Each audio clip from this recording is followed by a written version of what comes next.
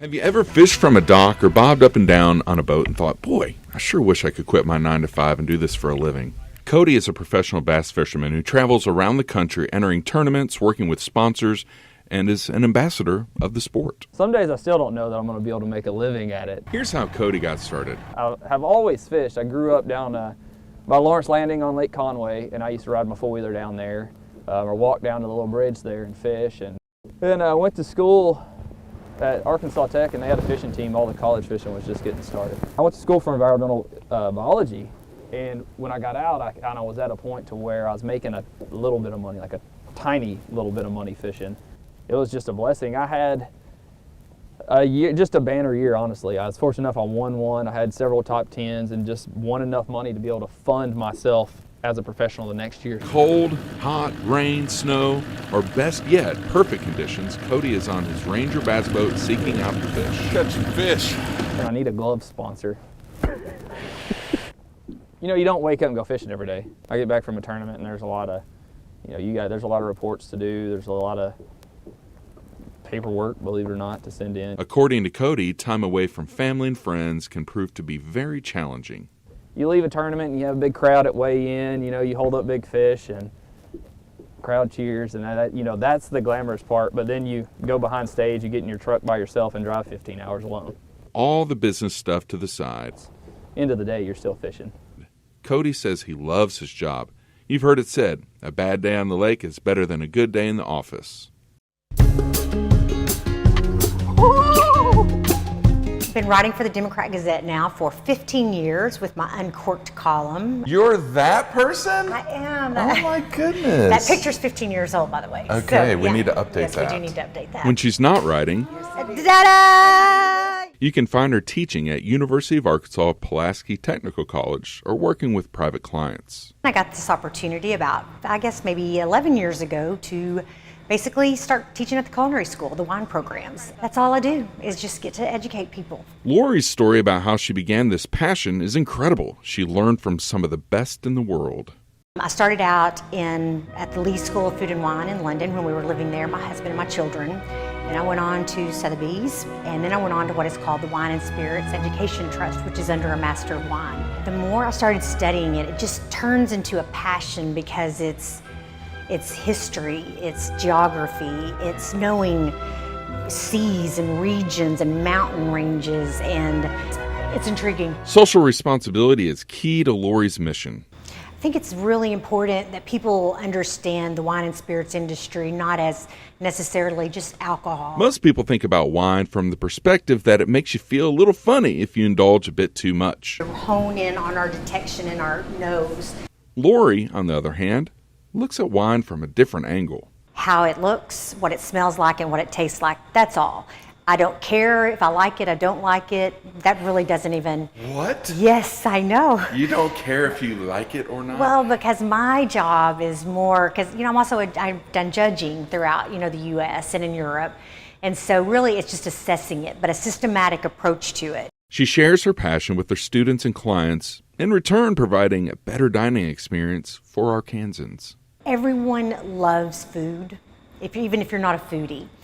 Not everybody drinks wine, and so I think me being in the culinary side of it, I do get to see and really help people better understand the food and wine pairing aspects of it, and just really understanding and appreciating it more. You cannot believe the size of this eagle.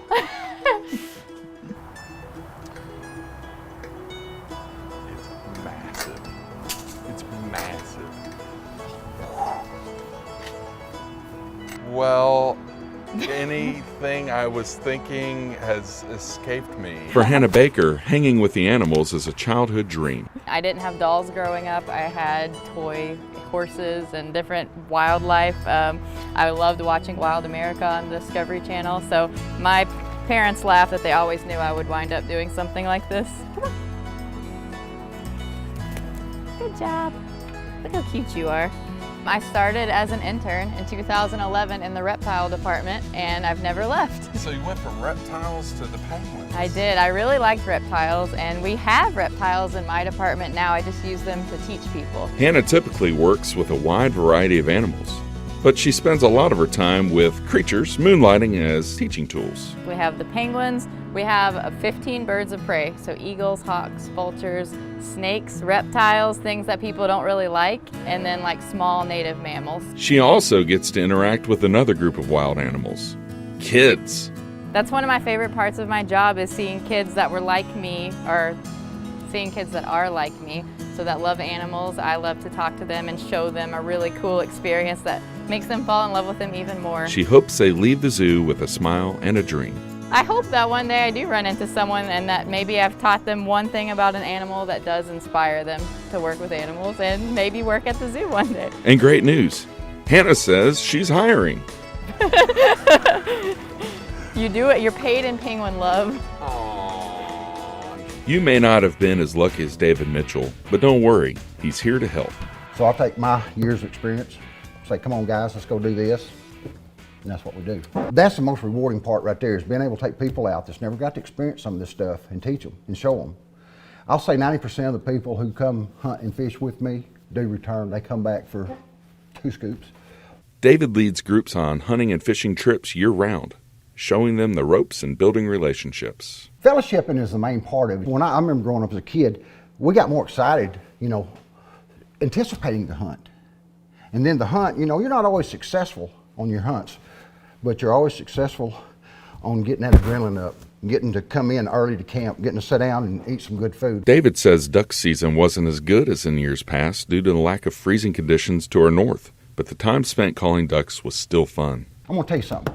Duck hunting is one of the most fabulous things in the world, to go out there and get out there and watch these ducks coming down through the timber. So duck hunting is probably one of the most exciting hunts that you can go on. And his passion for the sport got me excited. I'm ready to go duck hunting. That's all I know. Good grief. Are you kidding me? The only problem we got with you is size 15 waders. I have never seen a set this big. Come on, David. What? Come on. That's got to be a common size. No, not for the really big and famous guys like you. Yep, being 6'7" has many drawbacks, but David told me he'll have that taken care of before next duck season. We'll get some of this industrial shrink wrap and wrap you up and take you out there and stand you on a stump and give you a gun. Whatever it takes. Let's go. Until then, David and I will have to settle for a day at his second favorite office. Oh, dadgummit! You missed it again. Oh, sorry. Now, you're not paying Take good it easy attention on to your what boat. you're doing here. That's why we have these. From pop stars to rock legends, Michael Marion and Janet DeGeorge have rubbed shoulders with all the big names in the industry. I've seen Bruce over 25 times.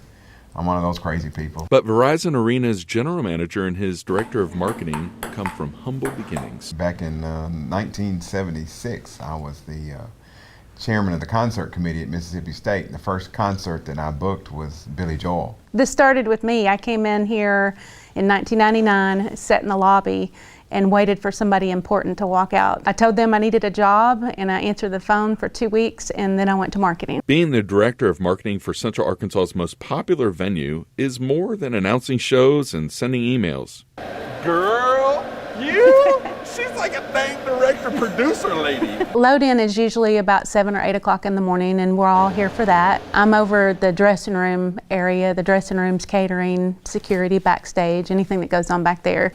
All my exes live in Texas. One time, somebody broke their tooth on a saxophone during sound check, and I had to have a dentist come in to the arena on a Sunday afternoon. The planning of it and everything is easy until the day of, and then it's the last minute things that are hard. But you know what they say, the show must go on. My comments has always been, there's no agent or manager in Los Angeles, Nashville, or New York thinking if we don't play North Little Rock, our career's over. So with that being the case, it's very important that we give maximum effort and roll out the red carpet. We have Dippin' Dots that they can dip into all day long. We have our massage therapist. You can play games. Have a good time when you come here and then go to work. So what is it like meeting people like The Boss, Carrie Underwood, Garth Brooks, and even one of the Beatles? It's really neat to see them here, up close and personal. Good evening, Little Rock. What do you say to Paul McCartney? I mean, you're Paul McCartney, you're a Beatle. As cool as that sounds, Michael and Janet have to play it cool, even when they're fans. I mean, I think about when we had the NCAA tournament here, and my alma mater, Mississippi State, was in the game. I'm pacing around because I cannot hoop and holler. I can't ring my cowbell, can't make any kind of, you know, got to be professional. But they say it's all worth it when the doors open. You see people come in, they're so excited, you know, and they get to their seats, and then we walk out to the floor and see everybody in there, and it makes everything that we've done for the last 6 months, you know, sometimes it gives you goosebumps. We go out there and look at that crowd and go, wow, this is really cool.